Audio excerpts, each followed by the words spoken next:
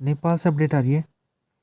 अभी वहाँ पर कल ललित पुल एक जगह वहाँ पर प्रोटेस्ट हुआ था और प्रोटेस्ट में 2 लोगों की मौत हो गई थी।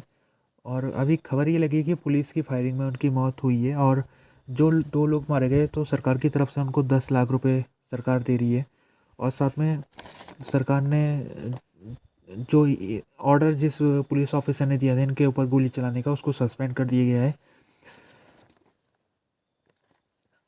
अभी बात की जाए तो ये कल की जो घटना हुई थी, 2 लोग जिसमें मारे गए थे, तो इसको लेके जो पूरे नेपाल भर में आज के दिन प्रदर्शन हुआ है। और नेपाली कांग्रेस पार्टी ने ललितपुर में प्रदर्शन निकाला था।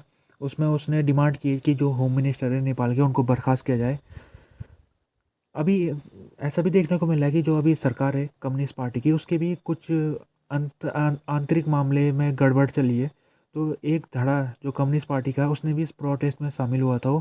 तो ऐसा लगता है कि इस समय जो सरकार है उसमें कुछ अपने ही लोग हैं जो सरकार से या तो कुछ मांग कर रहे या फिर सरकार से सहयोग वापस लेना चाह रहे। अभी दहल जो वहाँ के प्राइम मिनिस्टर है नेपाल के, उन्होंने संकेत भी दिया था कि आने वाले दिन में वो नेपाल में जो कैबिनेट है उसको फेरबदल करने वाले हैं।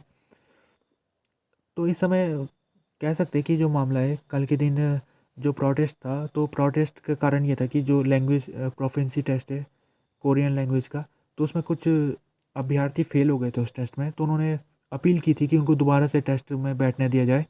तो उसी के लिए वो प्रोटेस्ट कर रहे थे। उन्होंने पहले एक मंत्री था उसकी गाड़ी को भी यहाँ पर जला दिया था। तो पहले तो मंत्री की गाड़ी जली थी, फिर लगता है कि जो पुलिस है उसको लगा कि ये सिचुएशन आउट ऑफ कंट्रोल हो रही है, तो उसने यहाँ पर फायरिंग कर दी।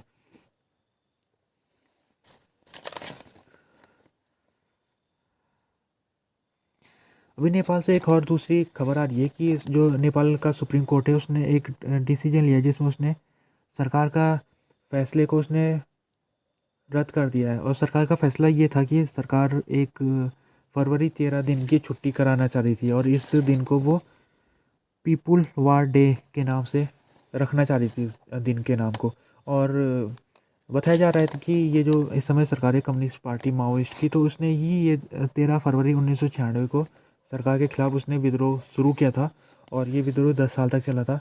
तो वो इसी की याद में इस दिन को छुट्टी के रूप में मनाना चाह रही थी। लेकिन यहाँ पर पिटीशन जब सुप्रीम कोर्ट में डाली तो सुप्रीम कोर्ट ने फैसला ये दिया कि पहली वजह ये है कि ये जो तारीख है इसको पार्लियामेंट में पास नहीं कराया गया। तो इसका कोई लीगल इसकी कोई भूमिका नहीं है, लीगल कोई अथॉरिटी नहीं है इस डेट की जो इसको छुट्टी के रूप में इसको तय किया जाए।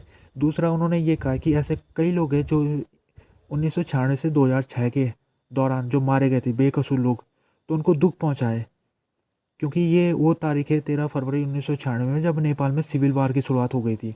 तो कई लोग जो इस तरह मारे गए थे उनको इस दिन से बड़ी दिक्कत है। तो अभी तक क्योंकि इस दिन का जो लेगेसी है अभी तक हम पूरी तरीके से उस लेगेसी को सुलझा नहीं पाए। तो सही नहीं है कि इस दिन को एक सेलिब्रेशन के रूप में बनाया जाए। तो इसी वजह से सुप्रीम कोर्ट ने इस सरकार के फैसले को रद्द कर दिया है।